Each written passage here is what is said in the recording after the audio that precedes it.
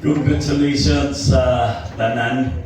Congratulations sa atong mga leaders ni Limong Iglesia 20 years ago. Siguro ang uban atong mga worship leaders siguro pamatawa atong panahon na atong mga dancers, no? Di ba pa na sila mga tao, but 20 years after nakapaghihapon ang Blessed Hope ni Dina. Ako excited kung magwali dito sa inyong bagong mabilding ang kamusta ninyo humanon.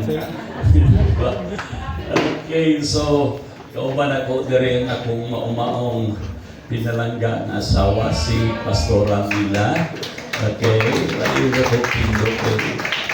Okay, kaya ma-organ na siya. Dahil ako rin ang mga pastoral staff. Niya sila Pastor Felix, Pastora Gigi, no, Pastor Noel, ang atong church planting director, and Pastora Earl. Niya po si Pastor Nick, diba? Pastora Joy. Niya po si Pastora Beth. Okay. Dapat po sila mga taga-Lambs of God, naka-appeal po sila. And then si Lorraine nga tuwa sa likod. So ato gipasalamatan ang Dios sa iyang pagkamaayo. Nakuha din akong pagtagad ato pagbalik-balik bitaw nga daligwala sa mga puso-puso, mga sa itong term gigamit, mga pagtayo, nagpadayon yun gihapon. Abi ninyo, sa 40 katuig na akong pagpangalagad sa Dios o sa kabutang na sigurado yun ko. Pag wala naging problema ang simbahan, ang buti pasabutan na sakop na nasyawa. Sakop na siya. Di na siya problema akong sayawa. Kaya ang problema ng good, ang pinuhang good sayawa na pinagis problema, ma-discourage ta, ma-disappoint ta, di na din ta magpadayon. So kung wala na sa muka sayawa, asakop na. Yun ang ihawawa na nailabot sa kwinta. But ang kaduha nga butang na nakakuha sa kong pagtagad ang inyong tiguha nga mahimong usa ka disciple-making church, of which mao'y pinaka-importante yung kaayo ng butang. Okay? So, sugdan na ko ni siya diha sa kanang pag-establisar ang atong tiguha nga unta ang atong kinabuhi maka-establisar tag usa ka ligasiya. Ang ligasiya mauna ang atong ibilin ngadto sa atong mga anak, mauna ang atong ibilin ngadto sa mga apo nato, mauna siya ang kanabitawng panag-ingnan nga atong ikabilin nga panahon nga magdumdum sila sa ato. Wingon nga katubitaw si Lolo, ang di na ko malimtan nato sa iya kay kadaad ko nato dito sa ila magluto din siya saging. O diba, usahay kita, inana siya. Simple kay nga mga butang, apa nahimong ligasiya. Tuguti ko ninyo magasugod sa pagbasa. Inining ko sa katao, na dili kay siya sikat so sa mas taluto sa Acts chapter 4, verses 36 to 37, nagaingon, and Joseph, who by the apostles was surnamed Barnabas, which is being interpreted the son of encouragement, a Levite, and of the country of Cyprus, having land, sold it and brought the money and laid it at the apostles' feet. Magampo ta. Salamat Ginoong Dios ni ining laing gayon nga imong gialaw ang imong alagad nga magatindog atubangan ni ining mga pinalangga ni mong mga kaanakan as we celebrate, the Lord, the 20th year of the foundation of this church nga imong gisugdan. And Lord, we rejoice o kami nalipay o kami nahinangop sa daghang pa mga butang nga imong itugot o pagahimuon ni imong iglesia. Sa dihang magapaminaw ni sa imong pulong, itugot niya ikaw may magatudlo ka na mo pinagi sa imong palaang espiritu sa gamhanang ngalan ni Ginoong Hesus. Amen. Sundan ko siya pinaagi nining istorya sa usa ka tawo nga usa ka adlaw ni ana nabasa niya ang iyang ngalan diha sa kanang pamantalaan. Okay? Friends newspaper, sa ka Friends newspaper nagahimo og usa ka headline o mao ni ang headline, "The Merchant of Death is Dead." Ang negosyante sa kamatayon patay na. Unya iya nakita ang iyang ngalan ug ang iyang dagway. So kining tawhana usa siya ka negosyante. Pero ang ilang negosyo, kana bitaw mga military hardwares, mga armas, mga granada, mga tangke de gira, mga pusil. Unya, legal siya nga negosyante nga nagabaligyan nini ngadto sa mga kanasuran. Apan uban nga mga tao, mag-ingon sila na kay ang armas makapatay man, so negosyante kas kamatayon. Tungod ni anak, nadisturbo og ayo kini si Alfred Nobel. Tungod kay taniwala na siyang timuha nga madumduman unta siya nga usa ka maayong negosyante. Ang pagtan-aw day sa tao sa iya, usa siya ka bitaw negosyante sa kamatayon. Usa siya ka ahente sa kamatayon. Ug tungod ni anak, nakadisturbo sa iya og ayo. Tungod kay sa labing klaro, dili man siya ang namatay. Mo tingala siya, ano patay naman ko, nga nagbasa pa man ko. Ang namatay di ay ang iyang igsuon nga si Ludwig Nobel. Okay? Si Ludwig Nobel, mo'y igsuon ni Alfred Nobel. Mo'y namatay.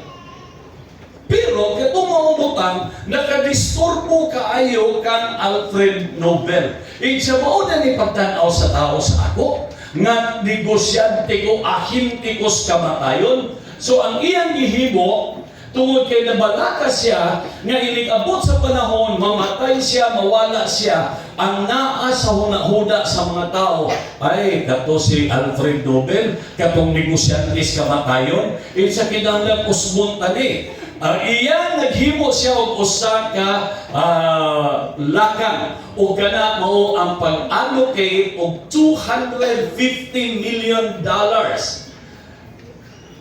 Naghimo siya og usa ka kapunungan o usa ka kanang foundation og nagbutang siya $250 million nga until 2008 mo'y mag-fund din imong organization nga mag-recognize sa mga individuals nga nagahimo og dako nga contribution sa ilang sosyedad para nga mas nahimo nga mas maayo ang ilang syudad, ilang komunidad o kana diha nagsugod ang gitawag og the Nobel Chemistry Award o ang Nobel Peace Award.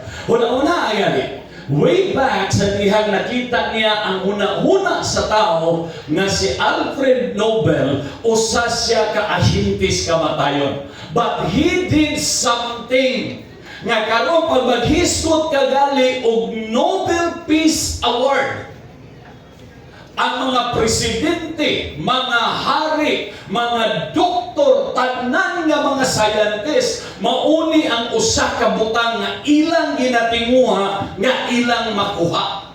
Because mauni ang pinaka-prestigious nga award sa tibuok kalibutan, ang Nobel Peace Award. O ang ikaduhang Nobel Chemistry Award. So karon, og imo una-unahon Alfred Nobel, ang imo na dayo makita, siya mo'y author anang Nobel Peace Award. Siya mo'y author anang Nobel Chemistry Award. Wa na tong siya nga, ay kanas Alfred Nobel, amo na negosyante nas kamatayon. Na erase na to siya because he did something. Now, ano na yung sa katao nga giisutan sa Biblia na ang giingon sa Biblia siya mo'y pinakatigulang na tao sa tibuok kalibutan o nahimugso sa tibuok kalibutan. Genesis chapter 5 verse 27 na giingon, and all the days of Methuselah were 90, 60, and 9 years and he died. Now look at this. Si Methuselah mao'y pinakatigulang nga natao sa kanang tao sa kalibutan. Mas tigulang pas imong lulo sa imong lulo. Kaya ang iyang edad, pagkamatay niya, 969. Di ba? 969 ang iyang edad. Hapit yun baka usa ka libo. Pero kung imong basahon ang balaang kasulatan, walay bisan usa ka butang nga gihisgutan mahitungod sa nahimo ni Methuselah. Taas kayo yang kinabuhi pero walay significant kabutang nga iyang naakumplisan para naman nga si Methuselah naghimo og arka sa langob sa leon. Palayo raw po na. Wala yun si accomplishment. Ang iya nang napakita nimo sa Biblia nga si Metsusela mao'y pinakatigulang. And then namatay din siya, gilubong. Pagkapait pa po anak nga kung ano? Uy, kinsa man to si Kuana mo, ito'y pinakatigulang. Hindi, ang sabayang, wala man. Kung sabayang man yun, wala man na isuti. Pero abi ninyo, narinig sa kabutan na akong na-discover. Si Metsusela, ang iyang papa, si Lamech. Di ba?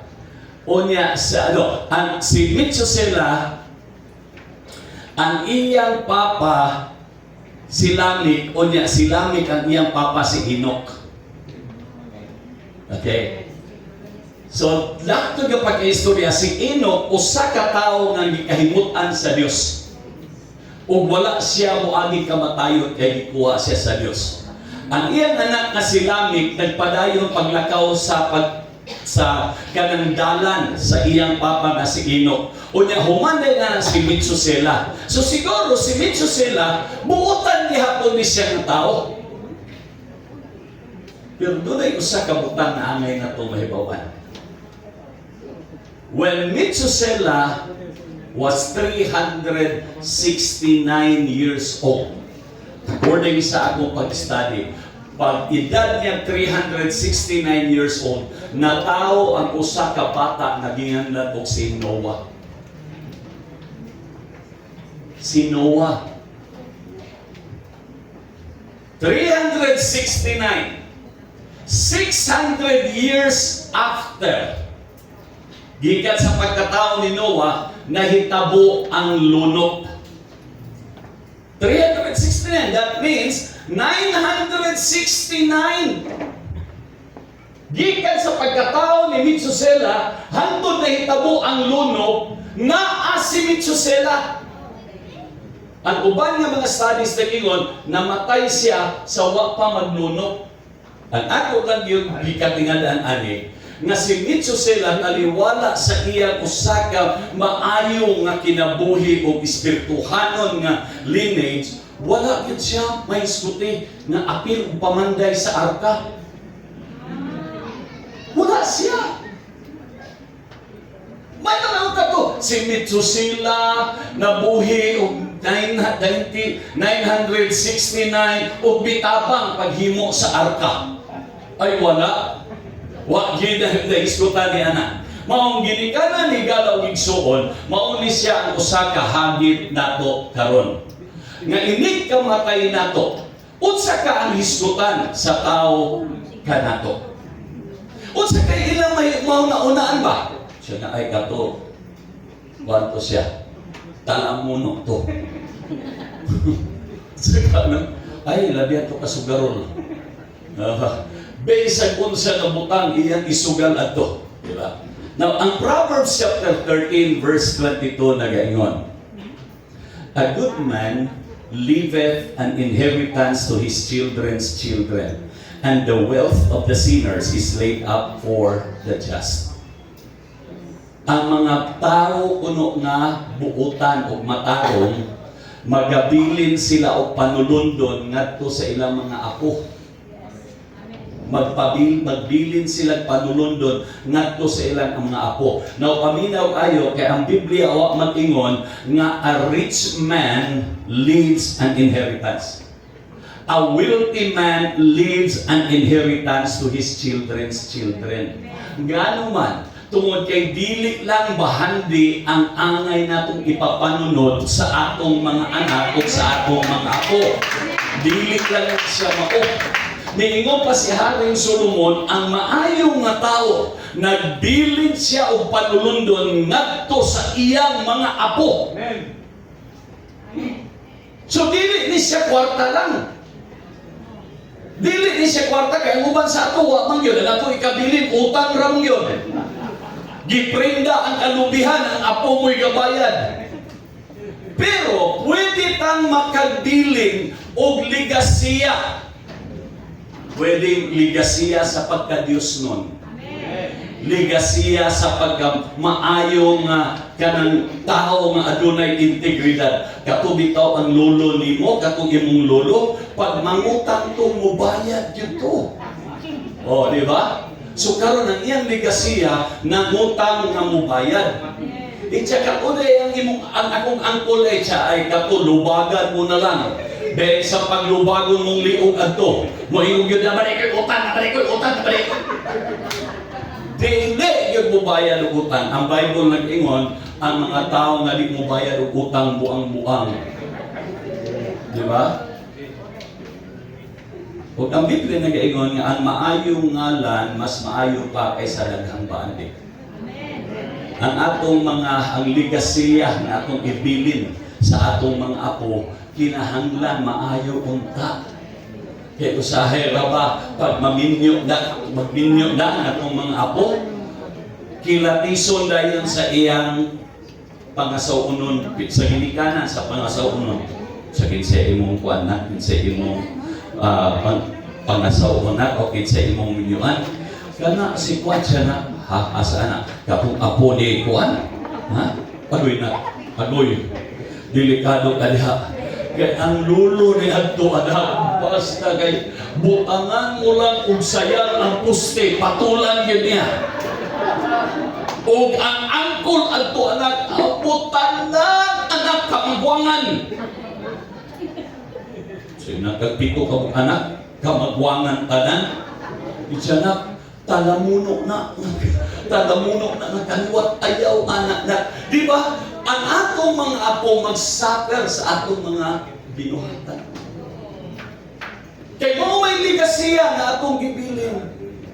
Ang pagkapalautang na dito bayad, pag mangutang binisaya, pag tingbayad, in-English na. Pautang ako, bi. Agi pa utang. Pag paningilan siya, agay, overdraft, mangko.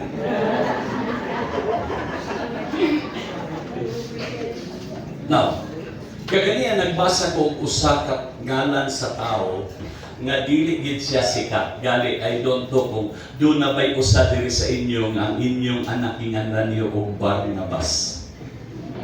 De Barnabas, nay ngalan diri Barnabas? Wala, di ba kay siya lisod mo na bisya tuol na magunas Barabas. Nga kanang Barabas, urag tuol na ginas Harabas, urag lain kayo og tuno ba? Di na to ganahan ang ngalan. Pero imong tan-awon doon na siya gibilin nga usa ka ligasiya sa mga Kristohanon nga kinahanglan ato pong makuha. O gusto ta makakuha, makaproduce og disciple-making church, atong tan-awon ang ligasiya nga gibilin ni Barabas o Barnabas. Dili si Barabas. So this afternoon, atong studyhan kini gitawag establishing a good legacy. Ang legacy, ang buti pasabotan na is a long-lasting impact of particular events, action, etc. that took place in the past or of a person's life.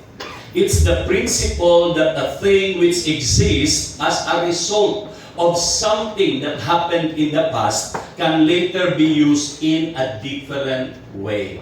So ang kanadayang legacy kanang gihimo mga aksyon sa una nga karon mo nahimong kapanaminan sa atong pagahimuon karon. Di ba?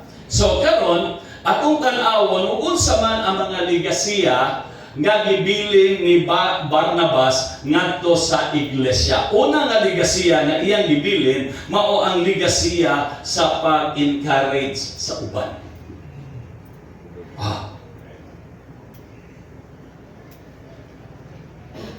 Ang word nga Barnabas. Okay. Sige, kana mo man akong gibutang akong nang i-erase. Padayon lang ka, Lorraine. Sige.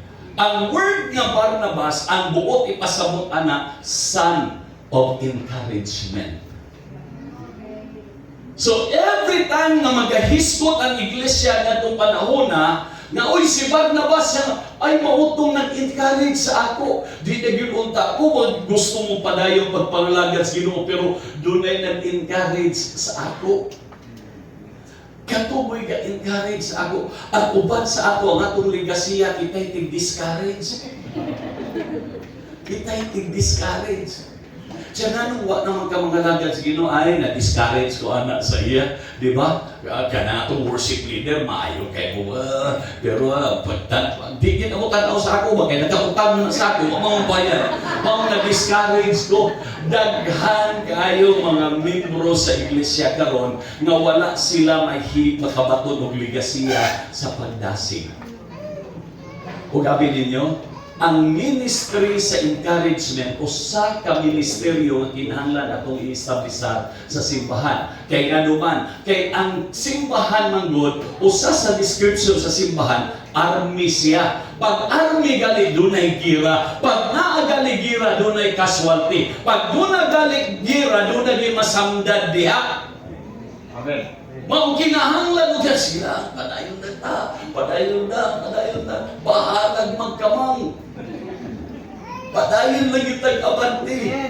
Di siya di na magkakamang pastor kay wala pangus-pangus naman yun ko siya. Ligid na lang, ligid. Basta kay magagdoon kagalian yung mga tao na encourager, mabuhi ang imong dugo. Mabuhi. Pero may mga tao na pagpagtagbo mo, pagkanindot kay si mo pagbataan ng butaga, mura kag nas langit, nagtagbo lang mo, pagsaylo ninyo, mura ka nas impierno. Kay dili gid sa kabalo mo encourage. Bakita niya, ano man yung buhok? Kulot man. Ang uso karon straight na. So, siya maubang, ulit na siya ba? So, wala, nadaot na dahil mong buwan. Diyan ikaw ba? Pag paniwang puloy, mura ka na mag-ihawon ka baboy. Grabe siya kakaayo. May mga tao na susama, anak. Kaya ang ilang kakakita apan, labi na kita mga Pilipino, ganahan kita mangita sa apan. Nakaila ka adtukan ko at katong katong itos Pascualito siya, asa to, katong itong namuda kong mata, katong pagtang niya, ang buhok pinaatras na. Grabe, putot pa yun. Nanong ang negative ba yun tanan kay kita mga Pilipino, wala lang itaan ng ministry sa encouragement. Pero, makatagbo kang mga tao bitaw, nagproblemado kay ka, naggusto ka na mo surrender o niya, makatagbo ka rin, hala ka, pangayan kay ka sa imong buhok. Uy, makapangita kang espeho. Bagay kay sa imo ang color sa imong silina. Sumo ba? Kauna-una kang paglutan mo kutro. Nga naman na-encourage ka, nalipot ka, nga doon na kay problema, nadasig ka. Dala-dala ka sa imong anak, dala-dala ka sa imong anak, kadi ka siguro asa miliwat. Pero nakatagbo ka, gusto ka encourager nga, wala imong anak, magwapa, di ka ayaw liwat sa imo. Di ba madasig ka? Kinsa ba diri ganahan mo makikuban sa mga taong wa di ka kakita nga maayo? Kinsa diri ang gusto mo nga kanang inyo yung pangitaon. Na siya paingon na siya diri. Ito na kukumuagi, kay matagbo na po.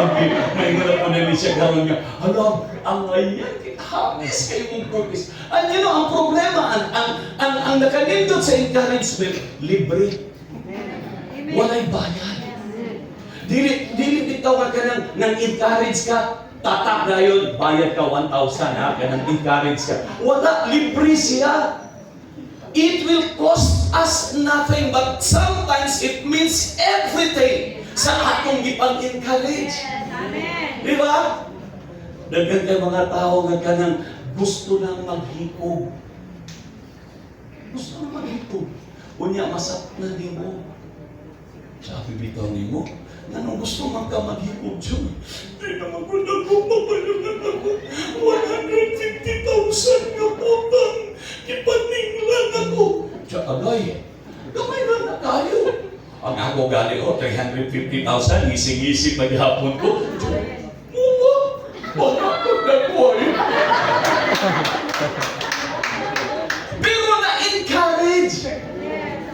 Kaya wak man ka maguna o naghikog. Noon ay uban, di ba, karoon itong mga batanon karoon, gipangbulagan na strato na maghikog na. Gipangkasabaan tas mama nangaghimog na. Ay uban naman siya. Ang kita na kukuhan, ayunan niya mag-inom na kung ano man. Ikasabaan ko sa kong mama, siya, ako'y kahulahan ba niyo? Sa amo, sa una, dila kay way labod na mo. Sa among mama, pagdisiplina sa amo. Noong sa ulit, unalan kami sa among mama, di lang ikasabaan, nadasid siya. Hayaan nga dahil ikaroon, kaya dili kami gabunalan. O, di ba? Church, paminaw. Daghang mga tao simbahan karon puno sa problema. Puno sa pagsulay. Daghan sila challenges. Wa sila makinahanglan advisor. Wa sila makinahanglan counselor.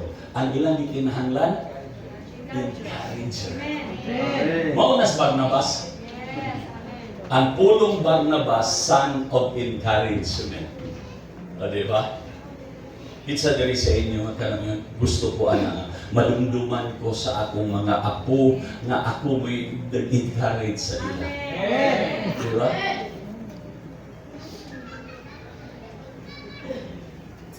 Kadua,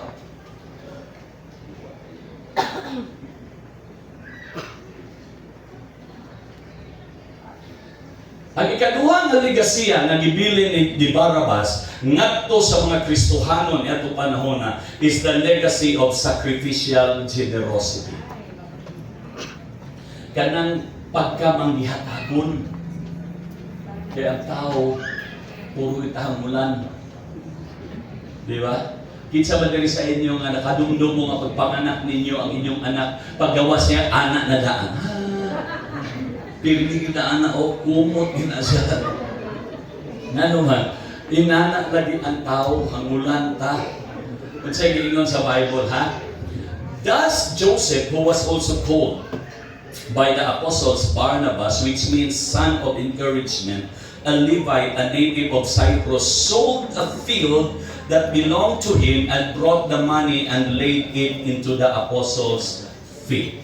Sold, okay? Si Barnabas, ang iyang gihimo, doon naman yung panginahanglan niya itong panahon na doon ay gitawag o famine, so kinahanglan ang uban naglisod, gibaligya ni Barnabas ang iyang yuta o ang halin ini iyang gihatag dito sa ilang Pedro, Juan, ug Santiago para na makatabang ngadto sa uban.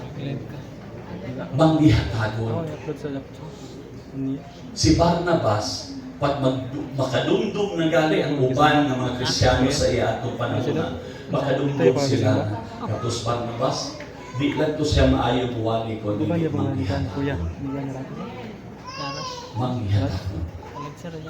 So, sa ato ka karon, unsa ka? Manggihatagon ta o hapon? Ganahan ta manghatag o ganahan ta mudawat? Kaya nga ito ang gobyerno karon nag-encourage sa ato ng mudawat lang ng mudawat. Wala na mag-encourage sa ato ng manghatag ta.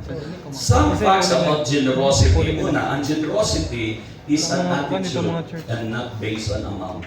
Ang imong pagkamangihatagon, wala man dipindi kung doon na ba kay daghang kwarta, kundi usa siya ka pamatasan, usa siya ka kinaiyahan. Okay? Unya, ang generosity is sharing not from the abundance, but from what is available. Kung sila sa imo mo yung ihatag, ayaw sa kung ihatag isaan dito kung ipakusan na bitawdaan.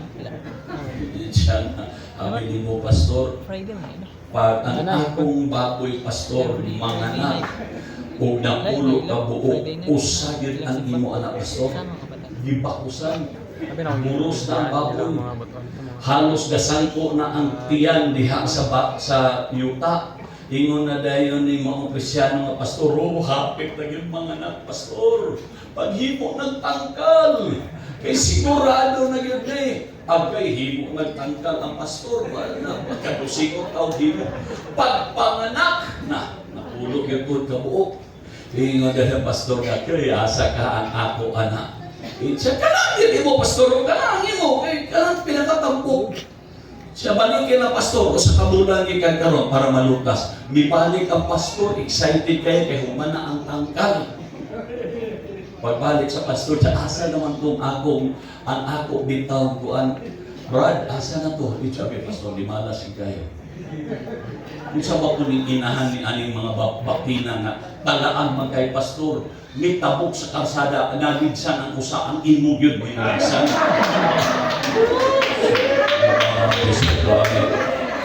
Nagigsan ang ako pa yun. Mo na siya usahay, ang pagka-generous nato, ayaw ng pag makadaog lang ko sa luto. Tagaan, ayaw na. Kung sa'yo na akaroon, nga gamay, ihatag na. Ginagaman ihatagon ta. Di ba? Ayaw na itong, kay bayran ko sa utang. Basta kay bayaran ko po na, sinapot na itong nahutangan na kautang sa imo. Di ba? Generosity is not from abundance, but from what is available. But remember this, generosity will always be rewarded by God. Ang nakanindot aning manghihatagon ta, padalaginan po tas Ginoo. Ang ingon sa Proverbs 11:24 sila nga pagabubuan po sila.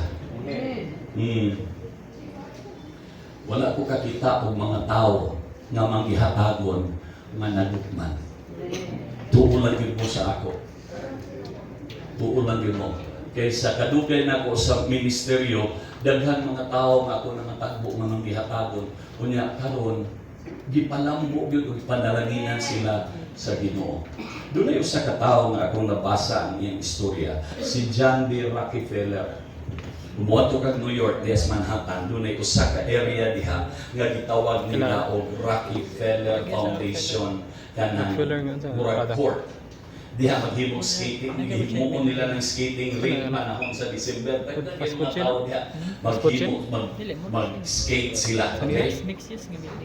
Pero si John D. Rockefeller, he was the first billionaire in the world. Siya ang pinakaunang bilyonaryo sa kalibutan at the age of 25. 25 pa yan edad, bilyonaryo na siya. At the age of 31, he controlled the largest oil refineries in the US. And by age 38, he commanded 90% of the oil refined in the US. 90% kontrolado ni John D. Rockefeller. So in other words, di lang siya bilyonaryo, multi-billionaire na siya. By age 31, he had become the world's largest oil refiner. And by the age 38, he commanded 90% of the oil refined in the US. And at 50, he was the richest man in the US. 50 yan edad, siya na mo'y pinakasapitan na tao sa tibuok Amerika. But something happened. At the age of 53, nagkasakit si John D. Rockefeller. He could not sleep. He would not smile. Kaya kung smile siya, pag sakit na dahil kayo ang iyang mga muscles. And nothing in life meant anything to him. His personal, highly skilled physicians predicted that he would die within a year. 53 years old, bilyonaryo, multi-billionaire, pero di galing bisa pag-smile, di na siya maka-smile. Ang iyang kaunon, tubig ra o crackers. Kay biyan ana, magsakit na po ang iyang lawas. Anya, grabe nga kasakit. No, kami di mo din ikaw-tiyaw ko eh. Gatanaw kasi yung kwarta nga daghan kaayo niyang imo bakaon. Tubig ra o niya ay crackers. Murag doble bitaw sa kaduol.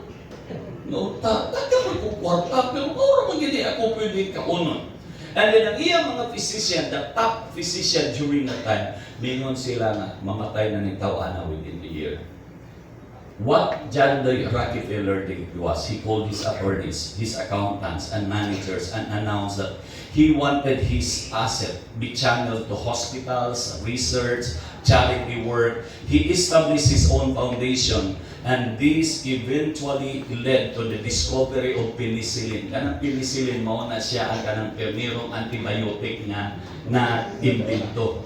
Unya kanang antibiotic mo na tambal sa una ka na masamad ka, mapusilan ka, magka-gangrene, o niya ma-infected, di ba? Sa una, matitanos ka, magulat ka nalang mamatay.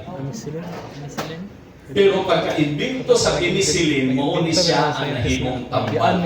Ang iyang hihimo, ipatawag niya iyang lawyer, patawag niya iyang attorney, patawag niya ang iyang mga accountant, managers siya nga gusto na ko nga maghimo ko sa ka-foundation.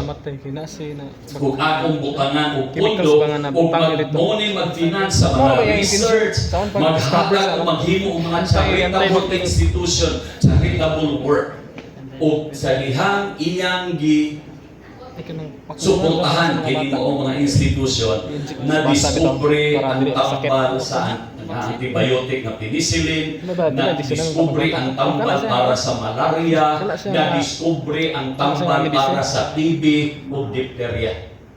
Kadungdong ka sa una pag dunay idiyon, habit na mamatay. TB na guna. Pero karon pag dunay TB, aduna nay tambal kompleto 6 months. Why problema? Because of John D. Rockefeller. Tungod sa iyang pagka-generous. Now, niya. But the most amazing part of Rockefeller's story is that the moment he began to give back a portion of his wealth, his body chemistry was altered significantly that he got better. Bigo ng mga doktor na mamatay na siya. 53 years old, mamatay na siya. But John D. Rockefeller namatay at the age of 28. Why? Gano'n man. Ang sikreto di ay is this. Every time na mag-meeting siya, ang iyang mga researcher, ang mga foundation yung suportahan, maghatag og good report, and then kini naghapon og kalipay kang John D. Rockefeller. Ang Bible nagaingon nga ang malipayong kasing-kasing susama siya sa usa ka nindot kay nga tambal. Amen. Mao malipayon man siya pirdi. Wa siya kabantay nga ang iyang kalipay sa iyang pagkamangihatagon nagahatod og kaayuhan sa iyang lawas. Imbis nga mamatay siya at the age of 53, namatay siya at the age of 98. Because he is an elder of the Presbyterian Church, mao ni ang gisulti ni John D. Rockefeller. God taught me that everything belongs to Him, and I am only a channel to comply His wishes. My life has been one long, happy holiday thereafter. Wow! Kinsa diri gusto mo mabuhi og dugay? Ha? Katong gusto mong mutaas inyong kinabuhi? Pagka manghihatagon mo. Katong gusto, mga kuripot, sa'yo mong mga matay. Itong mga kuripot. Diba? Kaya nga naman, katong ito mga manghihatagon, pag makadungog ang mga taong ilang itagaan na nasakit, iampo kay Lord, si Kuan, Lord, kuy kabuutan na bagay ana. Pero katong mga kuripot, pag makadungog ang tao, nga Kuan, labi na imo pa yung lisod-lisod siya, Lord, mamatay, naunta na. Para na mag-quits na ang akong utang. Diba? So sa'yo mga matay at katong mga hangulan. Amen. Sila gamin, Pastor. O, yun mo hanggang gusto yung taas o kinabuhi kanan. So, pero mo na siya sekreto. Mo na siya sekreto.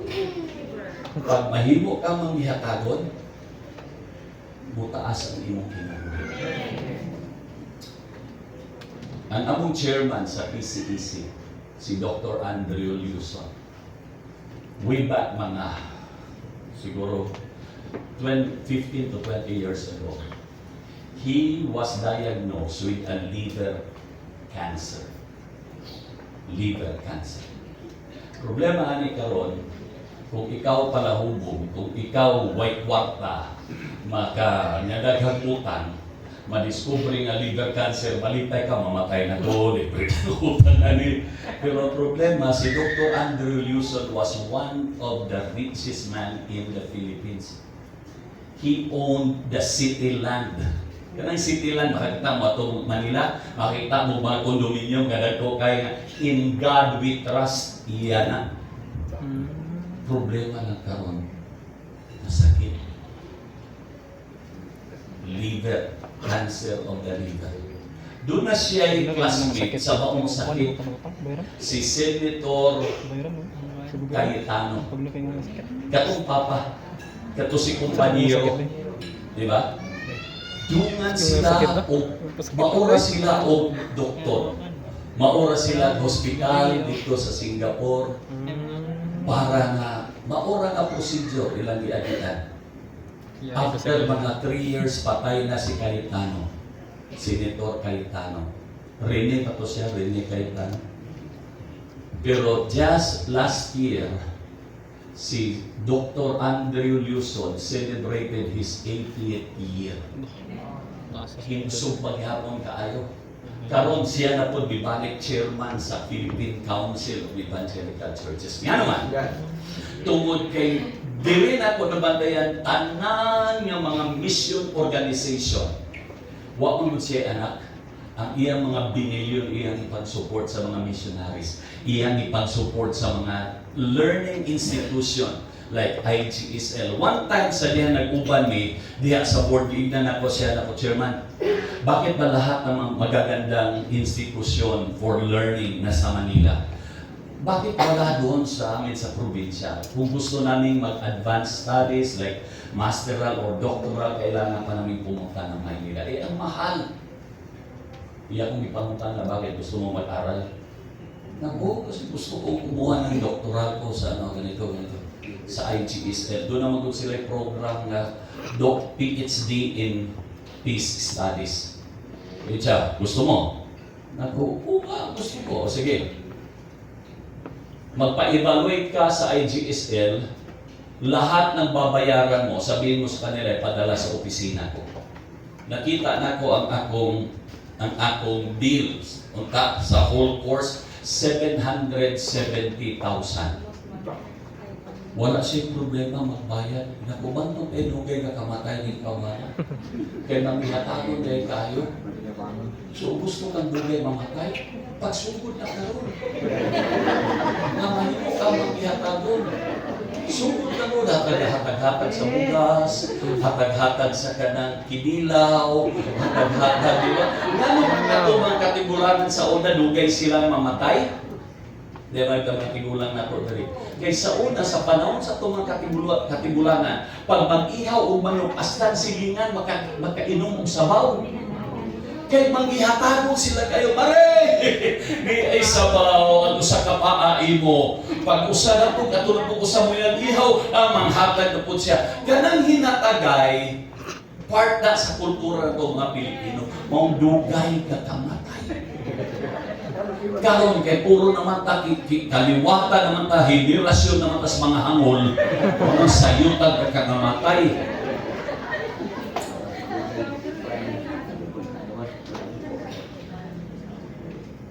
Suti mo ka bay dili man ikaw kay pasabot ni siya. Ikatulong ang legasiya na bibilin ni Barnabas is the legacy of faithfulness on God's given assignment. Faithfulness on God-given assignment. Diba? Tanawa galing ni Ay, kung siya gilingon sa Bible. Kung siya gihimo ni Barnabas, he was a good man, full of Holy Spirit and faith. And a great number of people were brought to the Lord. Then departed Barnabas to Tarsus to seek Saul. And when he had found him, he brought him unto Antioch. And it came to pass that the whole year they assembled themselves with the church and taught much people. And the disciples were called Christian first in Antioch. Now, listen to this. Si Jesus namatay 33 AD. Diba? Namatay siya 33 AD. Walay Christian, walay tao gitawag o Christian until 45 AD. Gikan sa 33 AD, paingon sa 45 AD, ang tanang mga believers gitawag og disciples.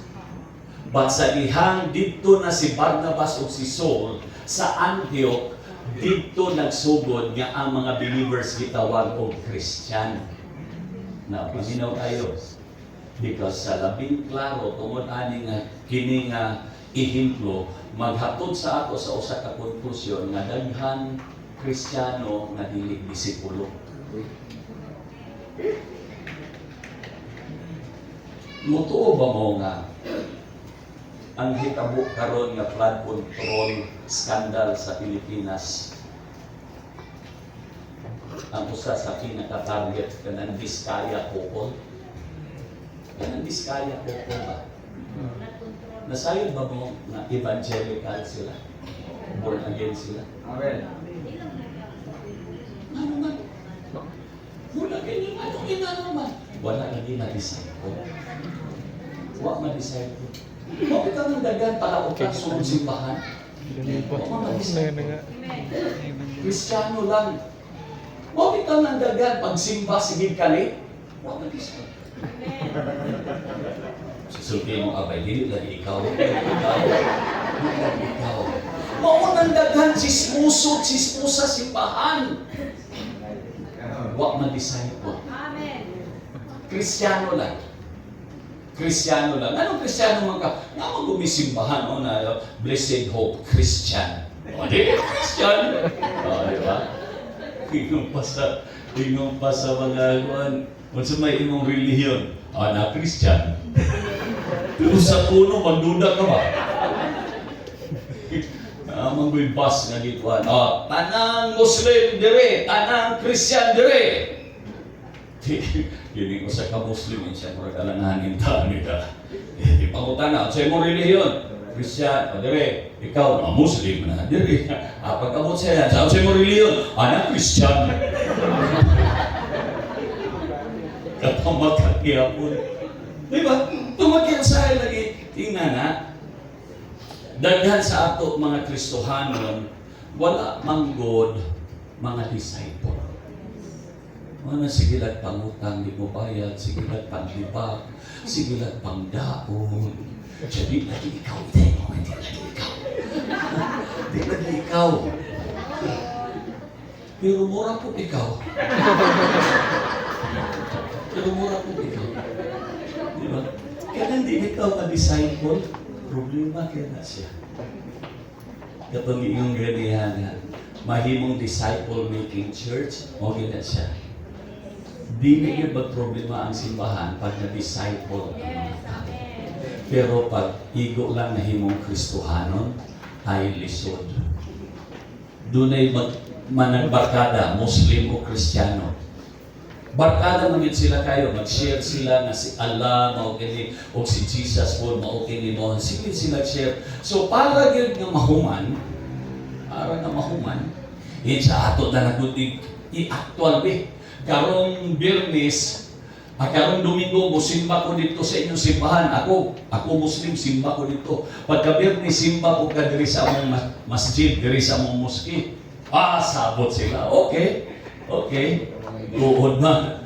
Abot na sila pagka-Domingo. Sulod na ang Muslim o mga Kristiyano. Dabi kayo mga Muslim, pag musimba na sila, maghubo na sila sapatos. Hindi yan mo nahubo yung sapatos. So yan yung hubo yung sapatos, Nike. Sulod na yung sa simbahan. Paggawas niya, wala na yung sapatos. Wala na.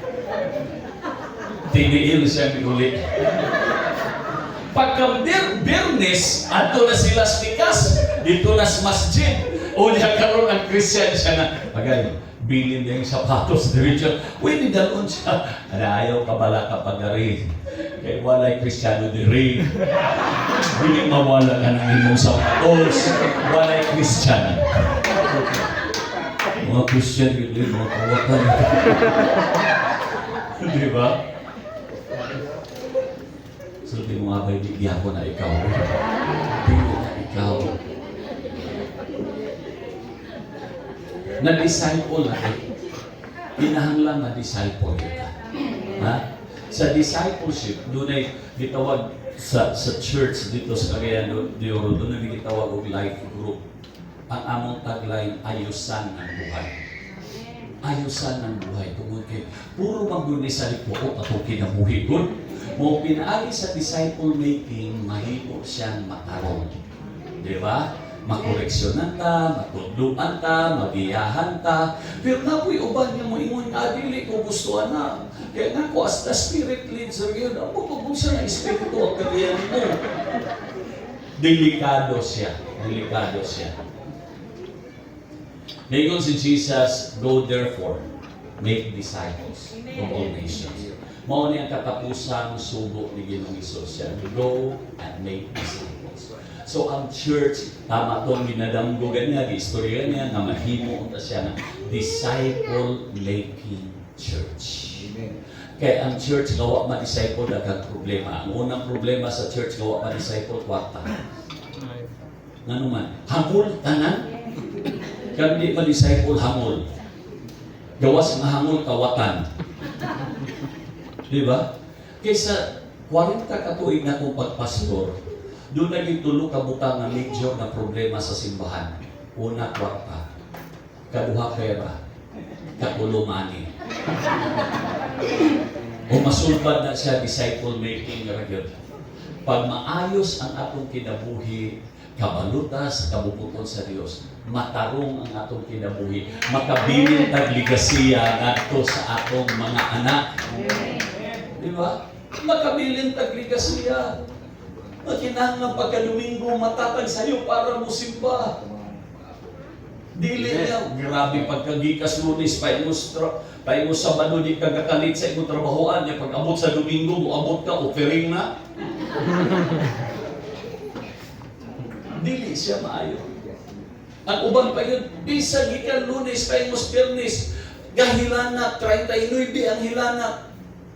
Trabaho gyapon. Pagka Domingo, 38 na lang ang hilana. Kasi dili ko masimba kay gahilana ko.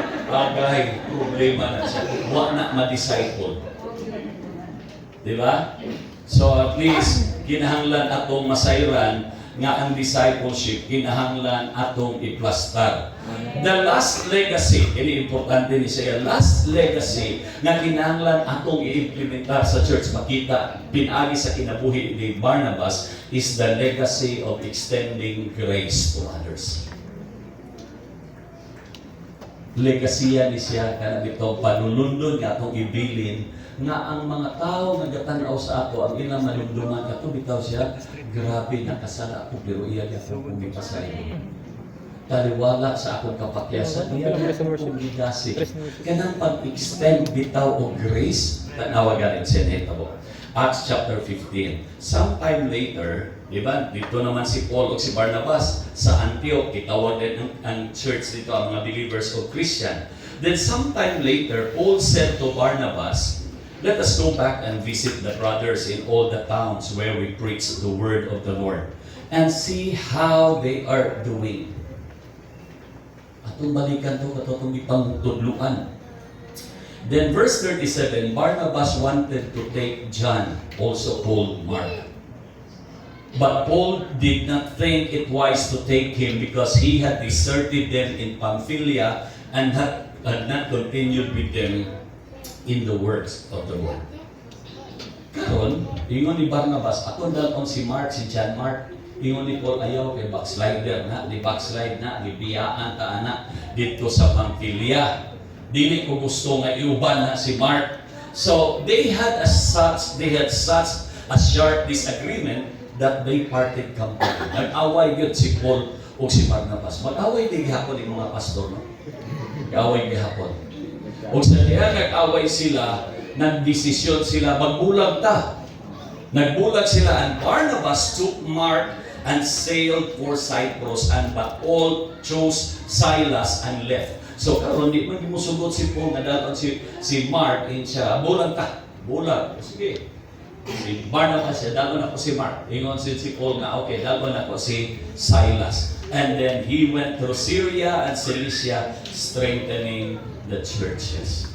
Wala na ito siya. Nagbulag na sila. Di na sila friends. I believe padayon gihapon ang ilang relasyon.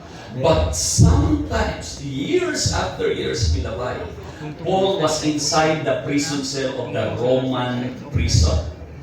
He wrote to Timothy, and this was what he said.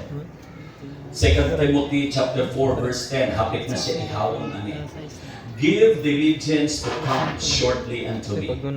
For Demas forsook me, having loved this present world, and he went to Thessalonica. Crescens to Galatia, Titus to Dalmatia.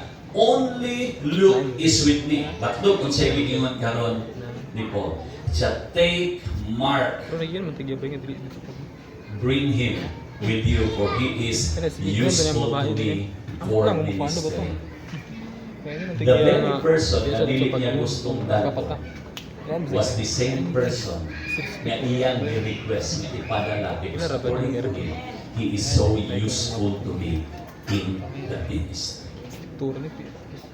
Kung wala mag-extend o grace si Barnabas kan Mark, ang gospel unta nato karon tulora Matthew, Luke, and John.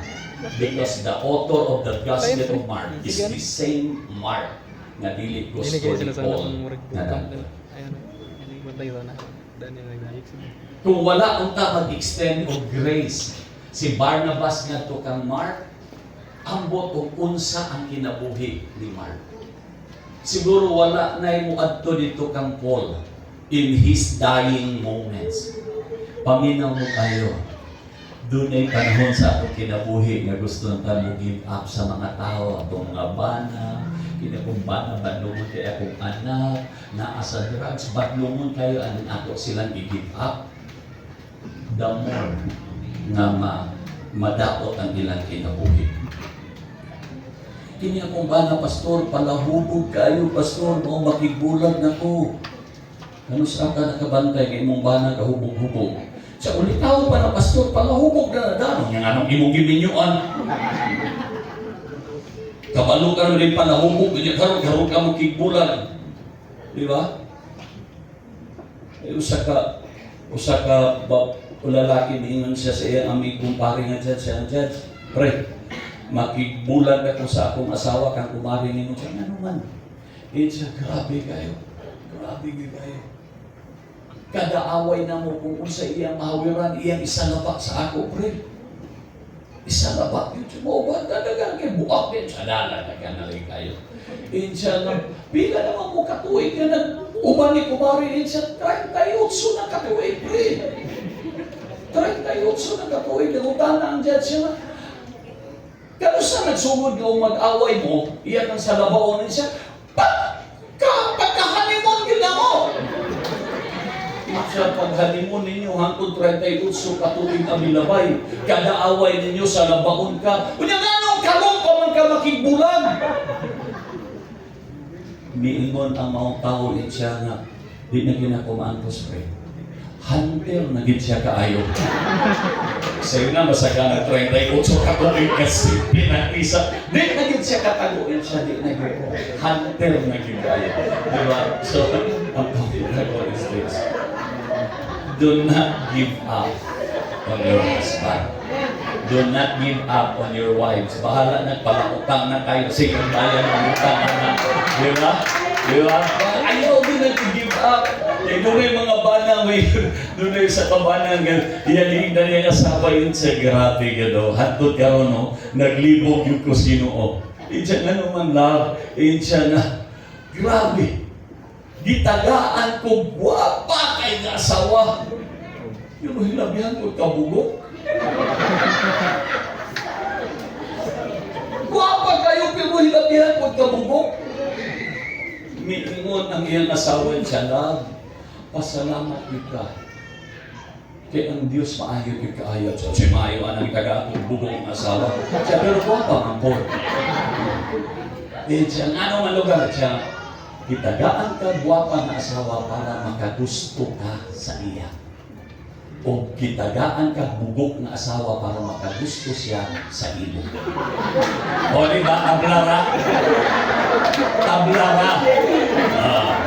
Noong ka na yung abay mong asawa garon, noong na nailad di mo ba? Ayaw na rin ang buhit eh. Bata, usahay magsusapin na yung nag-uli. Naimitinan tayo ng tubig para pasap-pasan, di ba? Nagpag-usali ko minuto ko sa kasawa siya. Pastor, kini nga ko ba na pastor ba? Muato nyo siya mga kumpari, magsiling inom. Unya pag mahubog na pastor, di yun musuka niya sa kilid. Muato yun sa balay, kaya dito na musuka. Kina ko sa rebo, di masawit anak, sister. gusto din siya na imo siya palangga o pagmusuka siya. Gusto siya o kanang init nga labatara, imong ikuan, imong ihaplas-haplas siya. Uy, kahilas. Diyan pwede mo na, pastor. Mag-init kong tubig niyo, ilakwa ko sa iya. Ilakwa na ko yun naman.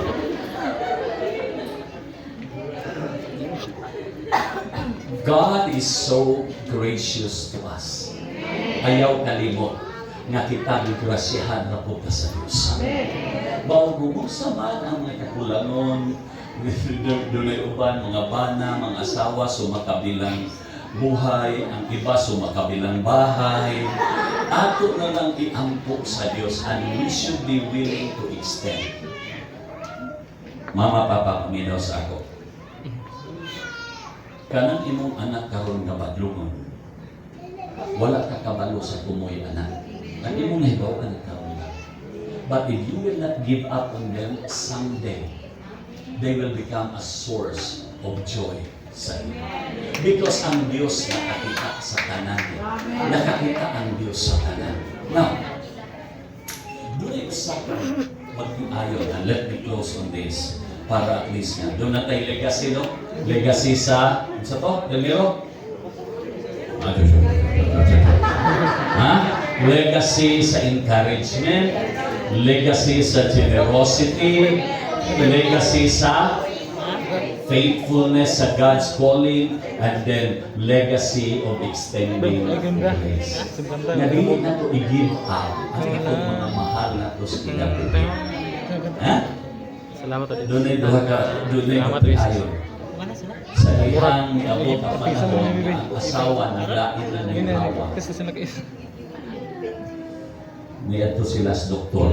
Pag abot sa doktor, ningon ang doktor, congratulations! You are pregnant. Ang asawa minsan na usawa na ako ikarugsulti. Kaya naamot sila 4-year-old na batang lalaki. Para sa una ba si Usay pag-take ani sa bata, magselos o what. But cut the story short, ilang isultian ang bata na ilang ilang anak, 4-year-old. And to their surprise, ang maong bata, excited siya, kaayon siya. So I'm gonna have a baby sister. Okay, so excited kayo ang bata. And every night, kini ang bata, musaka ito sa room sa iyang mami o daddy para kantahan ang iyang mambo na naapastaguan ka, napastiyan sa iyang mama. Magkanta-kanta siya dito, iyang kantahan every night. Diligid siya mo sipya kung saka dito. Before siya matulog, iyang yung kantahan. Then, something happened. Ang mama girush sa hospital because doon ay problema sa pregnancy. Ang doktor niingon nga, we did our best.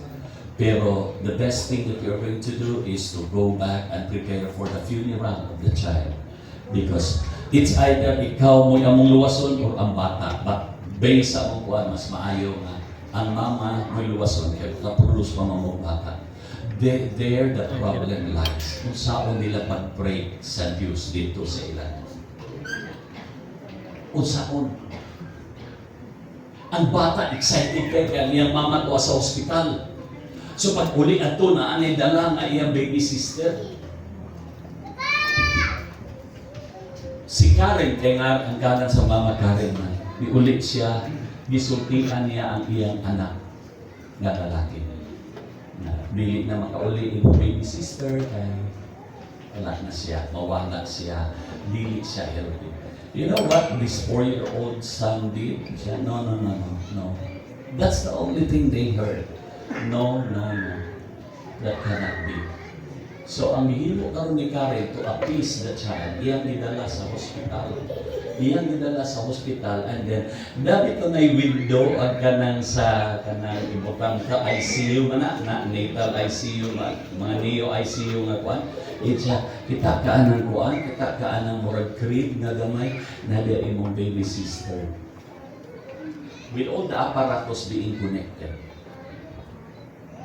Paglingi ni Karen, wa na diha ang bata. Ang sunod niya na bantayan, nagubot na ang ICU. Kaya doon ay usa ka bata na misulot. Dagdagan, nagsuot-suot. And then the only thing she heard is this: I just want to sing to my sister.